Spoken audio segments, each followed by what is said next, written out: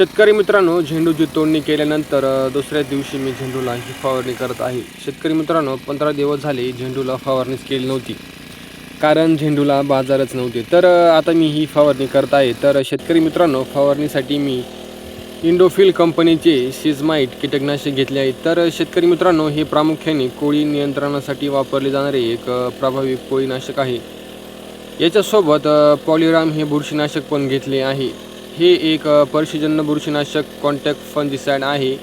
हे झेंडूवरील येणारा करपा आणि बुरशीजन्य रोगांवर संरक्षण करते. तसे शेतकरी मित्रांनो, यांच्यासोबत अजून संचार 40 हे पण घेतले आहे, जे प्रामुख्याने पिकांची रोगप्रतिकारक शक्ती वाढवण्यासाठी वापरले जाते, ज्यामुळे झाड स्वतःहून बुरशीजन्य आणि इतर रोगांशी लढण्यास सक्षम होते.